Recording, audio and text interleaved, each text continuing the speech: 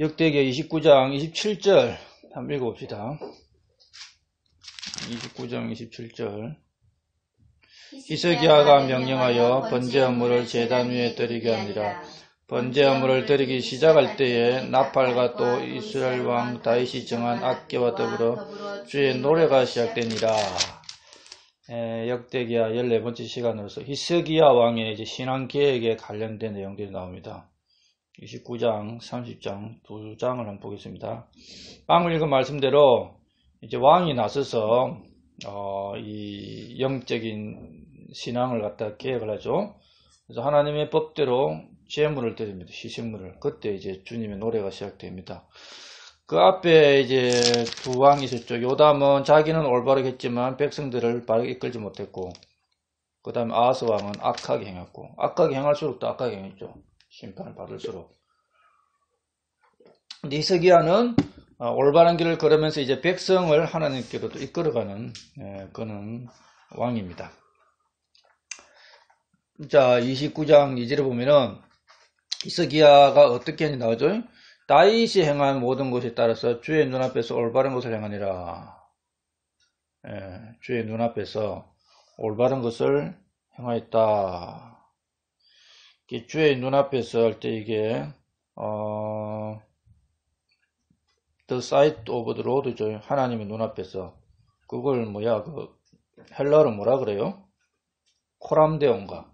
하나님 앞에서, 하나님 앞에서. 하나님 앞에서 있는 것처럼 바르게 행한 사람이 히스기야다. 자, 히스기야가 뭘 했느냐 하면은 레위 사람들과 제사장들을 그렇게 구별하고 성전에서 들어온 것들을 제거했습니다. 여기 3절부터 6절까지 나오죠. 그 앞에 아하스 왕이 성전 문을 닫고 성전에다가 우상을 세우고 온갖 나쁜 짓을 했는데 먼저 이제 성전을 깨끗하게 하기 전에 제사장과 레위인부터 깨끗하게 합니다. 그리고 이제 3절부터 6절까지 나오는데 3절에 보면은 그가 자기의 통치 제1년 첫째 달에 왕이 오르자마자 한 게 있죠. 제1년 첫째 달이니까 주의 집의 문들을 열어 그것들을 보수하고 문을 닫아버렸어요. 그 앞에 아하스 왕 때 28장 24절에 보면은 주의 집의 문을 닫았다고 되어 있죠. 그런데 이제 히스기야 왕이 되면서 주의 집의 문을 열고 이제 성전 안을 보수합니다. 그리고 이제 5절에 보면은 그들에게 이르되, 그들이 레위 사람들이죠. 너희 레위 사람들아 내 말을 들으라. 이제 너희 자신을 그렇게 구별하고. 그러니까 먼저 레위 사람들, 이 안에 제사장이 포함됩니다. 먼저 그들을 구별하고 성전의 문을 열고 성전 안에 있는 더러운 것들을 다 끄집어내 가지고 기드론 시내로 가져가 가지고 다 없애버리죠. 그게 18절 아니고 16절 한번 보세요. 제사장들도 주의 집 내부로 들어가 그곳을 정결하게 하고 주의 성전에서 발견한 부정한 모든 것을 끌어내어. 이게 우상들이지. 주의 집에 뜰로 가져가며 레위 사람들이 그것을 취하여 밖으로 기드론 시내로 가져갔더라. 성전 성수 안에 있는 더러운 것들은 다 끄집어내 가지고 기드론 시내로 가져가서 다 버립니다. 버리고 이제 성전을 정결하게 하고 성전의 모든 기구를 이제 다시 깨끗하게 만들죠. 그게 이제 18절 19절 한번 보세요. 역대기야 29장 18절 19절 같이 한번 읽어봅시다.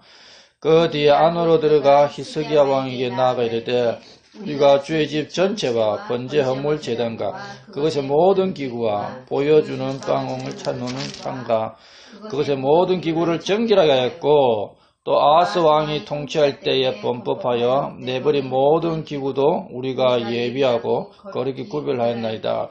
보소서 그것들이 주의 제단 앞에 있나이다 하니라.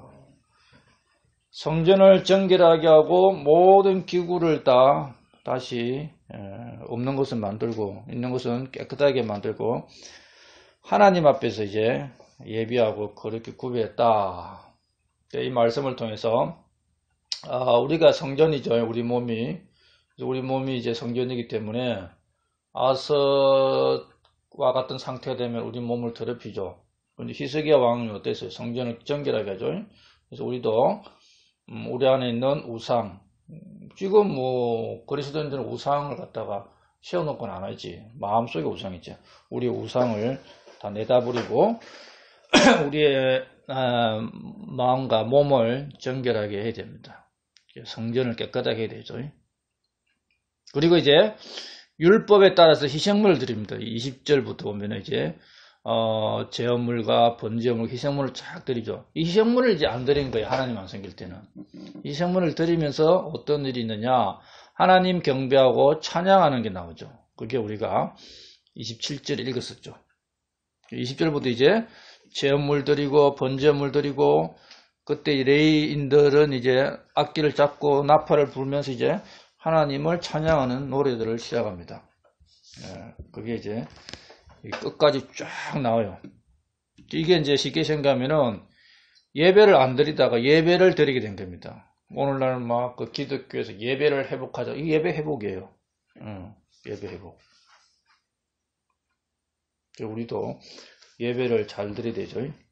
신약 시대는 이는 짐승을 희생물 드리는 게 아니고 우리의 희생물 대신 예수님을 기억하고 예수님의 말씀을 통해서 예수님을 찬양하고 그분의 말씀을 듣는 게 이게 예배입니다. 예배를 마음을 다해 잘 드릴 때 주님께 대한 노래와 기쁨과 이런 것들이 있죠. 그래서 예배를 잘 드려야 된다. 히스기야는 이제 정치에 딱 시작하자마자 왕으로 오르자마자 뭐 여러 가지 정치, 경제, 군사, 외교 이런 거 다 제쳐두고 맨 먼저 뭐였냐? 하나님을 섬기는 일을 먼저 했어요. 하나님. 성전을 정결하게 하고 백성들의 마음을 주님께로 돌아오도록 하고 일의 우선순위가 뭔지를 잘 보여준 예입니다. 뭐 다른 왕들은 하나님 잘 섬기면서 막 성벽 쌓고 또 농사 잘 짓게 하고 막 주로 이런 거 하죠. 막 주로 왕이 오르면 이제 성벽을 쌓고 저장도시를 만들고 농사 잘 짓게 하고 그것도 잘하는 거예요. 그런데 히스기야는 왕이 오르자마자 그런 거 다 제껴놓고 하나님을 섬기는 일부터 시작했다. 자, 하나님의 법에 등을 돌린 사람은 하나님 버린 것이죠. 그 앞에 아하스 왕이 그랬죠. 하나님의 법대로 예배를 안 드리잖아요. 하나님 버린 겁니다. 구약의 성전에 보면 등불 있죠. 등불이 뭡니까? 오늘날 우리가 볼 때 말씀이잖아요. 주의 말씀은 내 발의 등불이요. 그러니까 항상 성전에 등불을 켜놓고 있어야 되는데 지금 우리가 항상 말씀을 읽어야 되는데 아예 문을 딱 닫아버리고 성전의 문을 닫아버렸잖아요. 등불도 안 켰죠. 하나님께 분양 안 했잖아요. 분양이 뭐야? 기도잖아요. 기도와 찬양하는 거. 이것도 안 했잖아요. 그 자체가 하나님을 버린 겁니다. 히스기야는 이제 그는 죄들을 애도하고 죄를 버리고 또 이 죄를 용서해 달라고 희생물을 드리는 제헌물. 그러니까 우리가 잘못했습니다 하고 그 죄에 대해서 슬퍼하고 죄에 빠지시면 안 되죠. 이 죄를 예수님이 용서했다. 그걸 받아들이고 감사하고 찬양을 나가야 됩니다. 그 죄에만 빠져 있으면은 헤어나가지 못하죠. 제헌물을 드리고 찬양을 드릴 때 기쁨이 오는 거예요. 이 히스기야가 그랬잖아요. 죄를 지었어. 이때까지. 그래서 그 죄를 깨달았습니다. 죄를 선포하고 제헌물을 드리는 게 21장부터 쭉 나와요. 21절부터. 그리고 제헌물을 드리면서 이 피를 흘릴 때에 하나님 용서한 걸 기억하고 이제 레인들을 통해서 악기를 불고 노래를 시작합니다. 우리도 그래야 되는 거죠. 우리가 죄인이고 또 생활 중에 죄를 지을 때 하나님께 죄를 자백하고 예수님 피로 죄가 용서된 걸 기억하고 감사하면서 노래가 나와요. 노래가. 그래서 이제 제가 예수 그리스도의 피와 보혈을 통해서 용서받은 기쁨으로 바뀌는 거죠. 이게 신앙입니다. 그게 지금 이 히스기야 왕 때에 이 유다 왕국에서 일어난 사건입니다. 그 다음에 이제 30장 보세요. 30장. 30장에는 이제 아주 더 큰 일을 행하죠. 유월절을 지키려고 합니다. 그동안 유월절을 제대로 지키는 왕들이 제대로 없죠. 한두 번 지키는지 모르겠어요. 유월절을 제대로 지킨 적이 없어요. 구약에서 유월절을 제대로 안 지켰다면은 신약에서 어린 양의 피로 구원받은 걸 별로 기억한 적이 없다. 그런 거 똑같은 거잖아요. 유월절이 뭡니까? 이집트에서 어린 양의 피로 구원받은 걸 기억하고 감사하잖아요. 신약시대에 예수님 피로 구원받은 것을 감사하고 예배드리는 건데 그걸 안 했다는 말입니다. 그래서 이제 히스기야는 남쪽에 있는 유다 왕국에만 전령을 보낸 게 아니고 북쪽에 그 정치적으로 이제 다른 국가죠. 그 이스라엘까지 다안에서부터 브엘사보면은 유다와 북왕국 이스라엘까지 예루살렘으로 와서 유월절을 지키라고 막 전령들을 보냅니다. 전령들을. 그러면서 이제 9절에 보면은 너희가 하나님께로 돌이키면 하나님이 너희에게로 돌이키리라. 하나님이 왜 떠나냐? 너희가 범죄에서 떠났다는 거죠. 9절 한번 보세요. 9절 넷째 줄에 보면은 주 너희 하나님은 은혜로우시고 긍휼이 많으시므로 너희가 그분께 돌아오면 자신의 얼굴을 너희에게서 돌이키지 아니하시리라. 너희가 하나님께 돌아오면 하나님은 더 이상 얼굴을 딴 데로 안 돌립니다. 너희들만 본다. 부모가 아이들 노는 걸 쳐다봐야 되잖아요. 딴 데 봤다는 것은 아이를 안 본 거죠. 이스라엘 백성이 범죄하면 하나님 딴 데 보는 거예요. 근데 너희가 하나님께 돌아오면 하나님 딴 데 안 본다는 거죠. 꾸준히 지켜주시고 도와주시는 뜻이죠. 자, 그래서 우리가 회개하면은 하나님이 우리에게 내리기로 심판을 내리게 한 것에서 회개하죠. 우리는 죄로부터 회개하고 하나님은 우리에게 내릴 심판으로부터 회개하는 겁니다.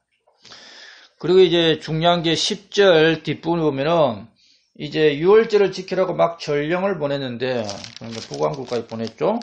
근데 이 파발꾼들이 도시에서 도시로 에브라임과 므낫세 지방으로 10절에서요. 에브라임과 므낫세는 북왕국을 대표하는 겁니다. 거기까지 가서 스불론까지 이게 저 위에 스불론 어디야? 스불론이 저 북쪽에 있잖아요. 북쪽에 어디 저기 갈릴리 호수인가 아니면 저쪽까지 있죠. 거기까지 가서 예루살렘에 와가지고 유월절을 지키라 했더만은 10절 맨 마지막에 어떤 내용이 적혀 있습니까? 그들이 저들을 조롱하며 비웃었더라. 조롱하면 비웃는 겁니다. 아니 유월절을 지키라니까 조롱하면 비웃는 무리들 있죠. 지금도 똑같죠. 예수님이 그 구원받고 예배드려 가면 조롱하고 비웃는 자들이 있습니다.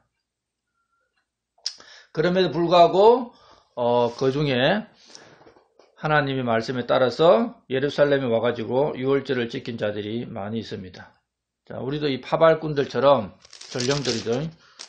온 도시를 다니면서 또 우리가 살고 있는 지역에서 예수님이 구원받고 예수님께 예배드리라 이걸 전해야 됩니다. 그러면 어떤 일이 일어나느냐? 조롱하면 비우는 자들이 있죠. 반대하는 자들이 있고 그런 거 신경 쓰지 말고 해야 됩니다. 그렇게 하면은 그 중에 예수님 믿고 구원받고 주님을 예배하는 그런 자들이 생긴다는 겁니다. 예. 그리고 이제 30장 18절부터 쭉 읽어보면 18절 19절 보면은 이들이 북왕국에서 내려온 자들이 자기를 정결하게 하지 않고 유월절 양을 먹는 일이 있어요. 18절에 그 보면 에브라임과 므낫세와 이사갈 스불론 이 사람들이 자기를 정결하게 하고 유월절 양을 먹어야 되는데 그렇지 않고 먹죠. 그럼 이 신약 시대에서 만찬을 하기 전에 죄를 자백하고 먹어야 되죠. 안 그러면 죄를 먹고 마시잖아요. 그래서 이제 19절에 뭐라고 되냐면은 이 히스기야가 이들을 불쌍히 여깁니다. 용서해 달라고 기도해요.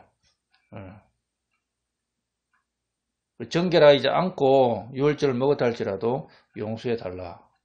이 말씀을 듣고 20절에 주께서 히스기야 말에 귀를 기울이고 백성을 고치다 이런 말씀이 나오죠.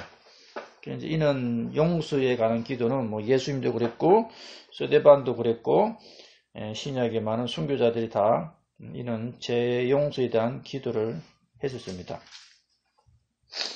그리고 이제 히스기야 왕은 또 뭐 어떻게 했느냐 22절 보세요. 30장 22절에 보면은 히스기야는 주에 관하여 선한 지식을 가르치는 모든 레위 사람에게 위로의 말을 했더라. 그러니까 이 성전을 깨끗하게 하고 이제 유월절에 맞이해가지고 백성을 가르치는 이 레위인들에게 히스기야 왕은 그들을 위로하는 말을 합니다. 주님 안에서 수고 많이 한다고. 왕으로서 아주 분별해 있는 말들을 하죠. 그리고 이제 25절부터 26절에 보면은 기쁨이 있습니다. 그러니까 이 하나님께 대한 예배를 회복하고 유월절을 지키고 나니까 그 도시에 기쁨이 있습니다. 예루살렘에. 25절에 보면 유다의 온 회중과 제사장들과 레위 사람들과 이스라엘에서 나온 온 회중과 이스라엘 땅에서 나온 타국인들과 유다에 가한 타국인들이 기뻐했으므로 예루살렘에 큰 기쁨이 있었으니 예루살렘에 사는 모든 사람들이 기뻐합니다. 하나님을 경배할 때에. 이게 이제 천년왕국 예표죠. 천년왕국 때는 모든 이방인들이 다 예루살렘 올라가서 주님께 경배하죠. 그리고 이제 30장 27절에 보면은 그때 레위 사람 제사장들이 일어나서 백성을 축복했더니 그분께서 그들의 목소리를 들으셨으며 또 그들의 기도가 올라가 그분의 거룩한 거처곳 하늘에 이르더라. 자, 이스라엘에는 희생물을 드려야 되고 하나님께 예배해야 되고 유월절 뿐만 아니라 절기를 지켜야 되고 그 다음에 제사장들은 백성들을 축복하는 이게 있어요. 이 말씀이 어디 나옵니까? 민수기 6장 22절부터 27절 나오죠. 제사장들이 백성을 축복합니다. 그걸 우리가 축복 기도를 하죠. 이걸 했어야 되는데 이때까지 제사장들이 이걸 안 했던 거예요. 자, 민수기 6장 22절부터 27절까지 한번 읽어보겠습니다. 민수기 6장. 그러면 제사장들이 영적으로 깨어있어 이게 가능한 거야. 안 그러면은 제사장들이 백성들에게 뭐 한다고 축복 기도하겠어. 이런 어리석은 마음을 가질 수가 있죠. 예배가 회복되고 하나님을 섬기는 기쁨이 있을 때에 제사장들도 백성을 축복하게 됩니다. 거기 보면 22절부터 주께서 모세에게 말씀하여 이르시되 아론과 그의 아들들에게 말하 이르기를 너희는 이스라엘 자손에게 이같이 축복하며 그들에게 말하되 주께서 내게 복을 주시고 너를 지키시기를 원하며 주께서 자신의 얼굴로 내게 빛을 비추사 내게 은혜 베푸시기를 원하고 주께서 자신의 얼굴을 내게로 향하여 드사 내게 평강 주시기를 원하노라 할지니라 하라. 그들이 내 이름을 이스라엘 자손 위에 둘지니 그리하면 내가 그들에게 복을 주리라. 세 가지 하죠. 하나님 복 주시고 지키기를 원한다. 하나님이 내게 빛을 비추고 은혜 베푸기를 원한다. 하나님이 내게 얼굴을 향하고 평강 주시기를 원한다. 그러니까 복 주고 은혜 베풀고 평강 주기를 원한다. 이거 축복 기도해야 됩니다. 그게 뭐 하는 일이냐? 하나님의 이름을 이스라엘 백성 위에 두는 겁니다. 그때 복을 주는 그때. 제사장들은 하나님의 이름을 이스라엘 백성 위에 두죠. 말씀들을 가르치면서 또 축복 기도를 합니다. 하나님께서 복 주시고 은혜 베푸시고 평강을 주시기 원한다.